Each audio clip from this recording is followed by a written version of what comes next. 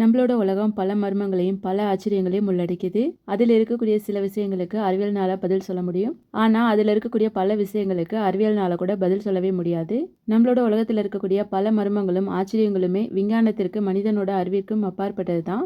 உலகத்தில் இருக்கக்கூடிய இந்த குறிப்பிட்ட எரிமலையில் நெருப்பு வந்து ப்ளூ கலரில் எரிஞ்சிட்டு இருக்கு.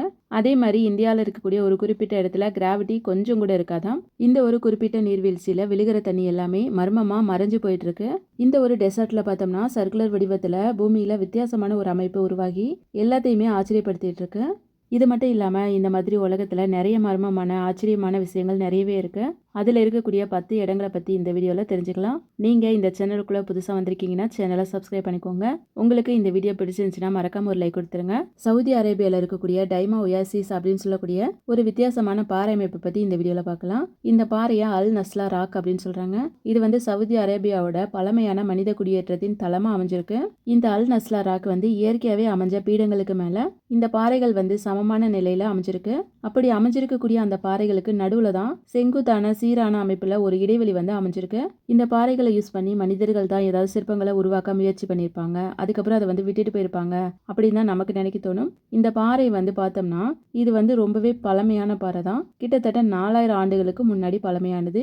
இவ்வளோ பழமையான பாறைகளுக்கு நடுவில் இந்த கோடு வந்து எப்படி வந்துச்சு அப்படிங்கிறது ரொம்பவே ஆச்சரியம் தான். என்னன்னு கேட்டிங்கன்னா இது வந்து மனிதர்கள் உருவாக்குனது கிடையாதான். இயற்கையாகவே பார்த்தோம்னா இந்த பாறையோட பிளவுகள் உருவாகி இருக்கு அப்படின்னு சொல்லி விஞ்ஞானிகள் சொல்றாங்க. ஆனால் இந்த பர்ஃபெக்டான இடைவெளியில் அது எப்படி வந்திருக்கும் அப்படிங்கிறது தான் விஞ்ஞானிகள்னால கூட பதில் சொல்ல முடியாத அளவுக்கு இருக்கு. இந்த பிளவுகளுக்கு பல காரணங்கள் பல மர்மமான புதிர்கள் எல்லாம் சொல்லப்படுது. அதாவது அந்த பகுதி மக்கள் வந்து பண்டைய காலத்துல வாழ்ந்த எகிப்து கடவுள்கள் தான் இந்த மாதிரி உருவாக்கி இருக்காங்க அப்படின்னு சொல்லி சில பேர் சொல்றாங்க. இயற்கையாகவே இந்த பாறையில பிளவு வந்திருந்தாலுமே அது எப்படி அந்த அளவுக்கு சரிசமமா அழகா நேரா வர முடியும் அப்படின்னு சொல்லி நம்ம எல்லாத்துக்குமே அந்த கண்டிப்பா அந்த கேள்வியை கேட்க தான் தோணும். சில பேர் என்ன சொல்றாங்கன்னா ஏலியன்ஸ் தான் இந்த மாதிரி வந்து கட் பண்ணிருக்காங்க அந்த காலத்துல அப்படின்னு சொல்றாங்க. இந்த பாறையை நம்ம வந்து பார்க்கும்போது ஒரு சின்ன கல் தூண்ல தான் இவ்வளோ பெரிய பாறை நின்றுட்டு இருக்கு. அந்த பாறையுமே ரெண்டா தனித்தனியா இருக்கிறது. இந்த பாறை வந்து எப்போ வேணாலும் கீழே விழுகலாம் அப்படிங்கிற மாதிரி தான் நமக்கு பயத்தை ஏற்படுத்தும். ஆனால் இது ரொம்பவே பழங்காலத்து பாறை தான். ஆனால் அந்த அளவுக்கு வந்து ஸ்ட்ராங்கா இன்னுமே நின்றுட்டு இருக்கு. இந்த அல் நஸ்லா ராக் பாறையை வந்து பார்க்கறதுக்காக நிறைய பேர் வந்து சுற்றுலா போயிட்டு இருக்காங்க. இயற்கையை உருவாக்கி இருக்கக்கூடிய இந்த அழகான அற்புதமான பாறையை நம்ம பார்க்கும்போது ரொம்பவே பிரமிப்பை ஏற்படுத்துது. பொதுவாகவே எரிமலைகள் அப்படின்னு சொல்லி பார்த்தோம்னாவே நம்மளுக்கெல்லாம் யாவுக்கு வர்றது செந்நிறத்தில் எரியக்கூடிய அந்த குழம்புகள் தான். ஆனால் இந்த இந்தோனேசியாவில் இருக்கக்கூடிய ஜாவா ஐலாண்டில் மட்டும்தான் வித்தியாசமான எரிமலை இருக்கு. அதுதான் பார்த்தீங்கன்னா அந்த எரிமலையில் கொஞ்சம் வித்தியாசமான ப்ளூ கலரில் நெருப்பு வந்து வந்துட்டு இருக்கு. ப்ளூ கலர் அப்படின்னாவே மேக்ஸிமம் நம்ம வந்து அந்த கலர்ஸை வந்து சின்ன குழந்தையிலேருந்து நம்ம பார்த்துருப்போம். ஆனால் இது வந்து எரிமலை குழம்புலையே இது நிறைய ப்ளூ கலர் கலந்து வர்றது நம்ம எல்லாத்துக்குமே ஒரு ஆச்சரியத்தை ஏற்படுத்தும். இதற்கு காரணம் பார்த்தீங்க அப்படின்னா அதுலேருந்து வெளியே வரக்கூடிய அதிகமான சல்ஃபியூரிக் கேஸ் தான். அதிகப்படியாக வெளியே வரக்கூடிய அந்த சல்ஃபியூரிக் கேஸ் தான் ஆக்சிஜன் கூட கலந்து நெருப்பா உருவாகும் போது இந்த மாதிரி நீல நிறமா மாறி எரியுது அப்படின்னு சொல்லி ஆராய்ச்சியாளர்கள் சொல்றாங்க.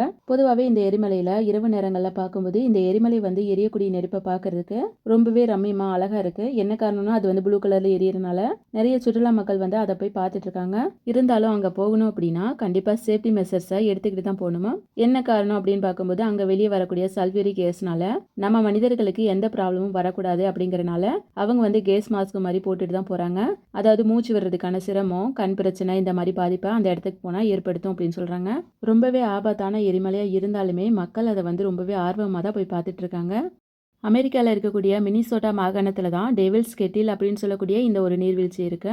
இதை வந்து சாதாரணமான ஒரு நீர்வீழ்ச்சி அப்படின்னு சொல்ல முடியாது. என்ன காரணம் அப்படின்னு பார்த்தீங்கன்னா இது வந்து ஒரு மேஜிக் நீர்வீழ்ச்சி அப்படின்னு தான் சொல்றாங்க. என்ன காரணம் அப்படின்னு பார்த்தீங்கன்னா இந்த நீர்வீழ்ச்சிகளை விழுகக்கூடிய அந்த தண்ணீர் வந்து திடீர்னு மர்மமாக மறைஞ்சு போயிடுது. அமெரிக்காவில் இருக்கக்கூடிய மினிசோட்டா அப்படின்னு சொல்லக்கூடிய இடத்துல தான் ஜட்ஜ் மேக்னி ஸ்டேட் பார்க் அப்படின்னு சொல்லக்கூடிய ஒரு பார்க் அமைஞ்சிருக்கு. இந்த குறிப்பிட்ட பார்க்கில் தான் புருலி ரிவர் அப்படின்னு சொல்லக்கூடிய ஒரு அருவி வந்து ஓடிட்டு இருக்கு. அதுதான் இந்த வாட்டர் ஃபால்ஸ். அந்த தண்ணீர் வந்து பார்த்தீங்கன்னா நீர்வீழ்ச்சியை போய் அடையுது. அந்த நீர்வீழ்ச்சியில விழுகும்போது தண்ணி வந்து ரெண்டா பிரிஞ்சு போயிட்டு இருக்கு. அப்படி பிரிஞ்சு போகக்கூடிய ஒரு பகுதி தண்ணி வந்து எப்போதும் போலதான் மறுபக்கம் வருது. ஆனா இன்னொரு பக்கம் இருக்கக்கூடிய அந்த தண்ணீர் வந்து உள்ள போய் தண்ணி விழுகுது. ஆனா அது வெளியில எந்த பக்கமுமே வர்றது கிடையாது. திடீர்னு அந்த இடத்துல தண்ணி வந்து மறைஞ்சே போயிடுது. என்ன இருந்தாலும் இதை பார்க்கறதுக்கு வந்து சாதாரணமா தான் தெரியலாம். அது ஏதாவது அந்த பக்கம் வெளியே வரும், நல்லா பார்த்தா தெரியும்ல அப்படின்னு தான் நம்மளாம் நினைப்போம் இல்லையா? அவங்களும் அதே மாதிரி தான் நினைச்சிருக்காங்க. அதாவது ஆராய்ச்சியாளர்கள் இந்த இடத்துல நிறைய பிங் பாங் பந்துகளை போட்டு செக் பண்ணியிருக்காங்க.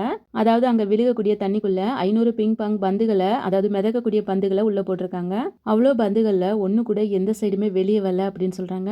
அது மட்டும் இல்லாம கலர் சாயத்தை தண்ணியில கலந்தும் பார்த்திருக்காங்க. அதுக்கப்புறம் ஜிபிஎஸ் ட்ராக்கரவே உள்ள போட்டு பார்த்திருக்காங்க. இந்த மாதிரி நிறைய எக்யூப்மெண்ட்ஸ் வந்து அவங்க போட்டுமே அந்த தண்ணி வந்து எந்த சைடு வெளியே வருது அப்படிங்கிறதே கண்டுபிடிக்க முடியல. சில பேர் வந்து என்ன சொல்றாங்கன்னா, ஒருவேளை பூமிக்குள்ள ஏதாவது குகை இருக்கலாம், அது வழியா கூட உள்ள போய் வெளியே வரலாம் அப்படின்னு அவங்க சொல்றாங்க. என்னதான் இருந்தாலும் ஆராய்ச்சியாளர்கள்னால கூட இந்த விஷயத்த கண்டுபிடிக்க முடியல. அதாவது இதுக்கான விடையை கண்டுபிடிக்கவே முடியல. இது வரைக்குமே ஒரு புதிரா மர்மமா தான் அந்த டெவில்ஸ் கட்டில் வந்து இருந்துட்டு இருக்கு. ஒரு இடத்துல மழை பெஞ்சிச்சு அப்படின்னாவே அது வந்து கொஞ்ச தூரத்துக்கு அட்லீஸ்ட் சாரல் மழையாவது கண்டிப்பாக இருக்கும். ஆனால் நம்ம பார்க்கக்கூடிய இந்த இடம் பார்த்தீங்க அப்படின்னா கரெக்டாக வந்து கோடு போட்டு மழை பெய்யுது அப்படின்னு சொன்னால் உங்களால் நம்ப முடியுமா? எஸ், இது வந்து உண்மைதாங்க. சாரல் மழையே அந்த சைடு வந்து போகாது, இந்த கோட்டுக்கு வெளியில் அந்த கோட்டுக்குள்ளேயே அந்த மழை வந்து பெய்யுது. இந்த மாதிரி வித்தியாசமான இடத்த பற்றி தான் இப்போ வந்து பார்க்க போகிறோம். இதெல்லாம் நடக்குமா அப்படின்னு தான் நம்மளாம் யோசிப்போம். அந்த அளவுக்கு ஒரு வித்தியாசமான நிகழ்வு தான் இது.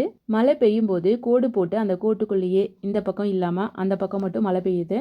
இந்த நிகழ்வு ரொம்பவே உண்மையான ஒரு நிகழ்வு தான். இந்த நிகழ்வை பார்க்கறதுக்கு ரொம்பவே அரிதான விஷயம் தான். ஏதோ வானத்துல இருந்து சுவர் கட்டின மாதிரி அது வந்து மழை பெஞ்சிட்டு இருக்கு. அப்படி மழை பெய்யும் போது அந்த கோட்டுக்கு பக்கம் இந்த சைடு வந்து துளி கூட மழை பெய்யாதான். பொதுவா பார்த்தோம்னா மலை மேக கூட்டங்கள் சேர்ந்து இருந்துச்சுன்னா மட்டும்தான் அந்த இடத்துல மழை பெய்யும். ஆனா தனியா இருக்கக்கூடிய மேகத்துல இருக்க வெப்ப மாறுபாடு காரணமா இப்படி ஒரே இடத்துல மழை பெய்யறதுக்கு வாய்ப்பு இருக்கு அப்படின்னு சொல்றாங்க.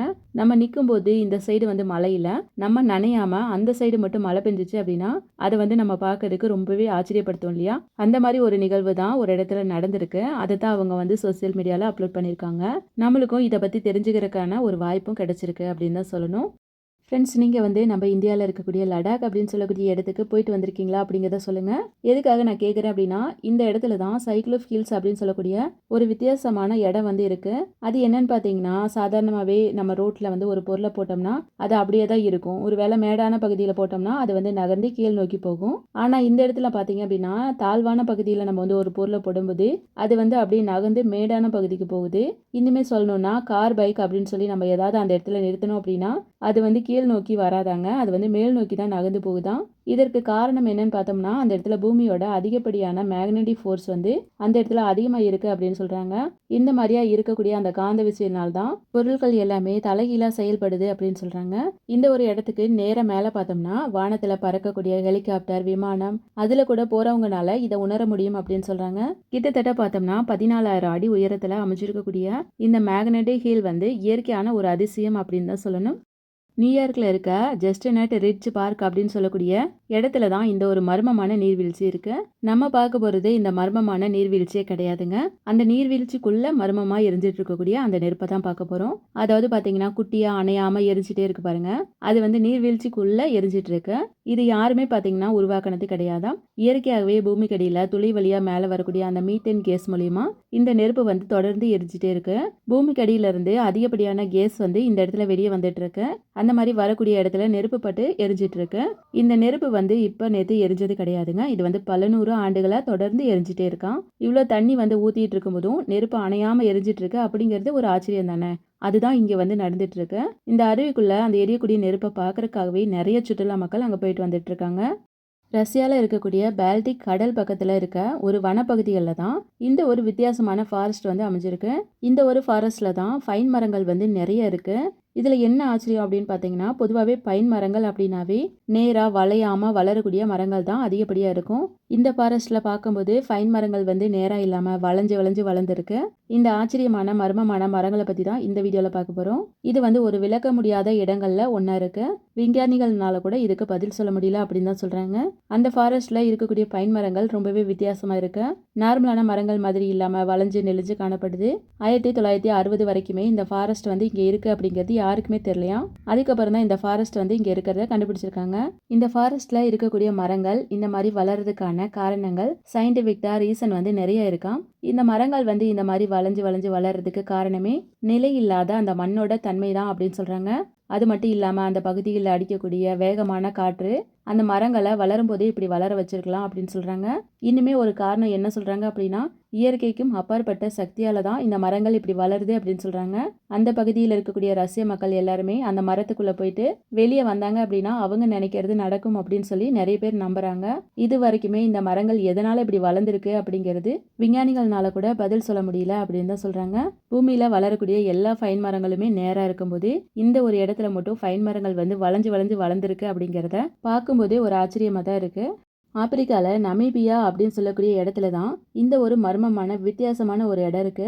இந்த இடத்த பார்க்கறதுக்கு ஒரு சர்க்குலர் மாதிரியான அமைப்பு நிறைய இருக்கிறத பார்க்கலாம். இது வந்து டயாமீட்டர்ல 10 அடியிலிருந்து 60 அடி வரைக்குமே இருக்காம். கிட்டத்தட்ட இந்த இடம் மாதிரி 100 மைல்ஸ் வரைக்குமே நிறைய சர்க்குலர்ஸ் வந்து உருவாகி இருக்கு. இது வந்து யாராவது வீடு கட்டி குடியிருந்துட்டு அதை காலி பண்ணி போன மாதிரி தான் நம்மளுக்கெல்லாம் தெரியும். ஆனால் இது வந்து இயற்கையாகவே உருவானதா அப்படின்னு சொல்றாங்க.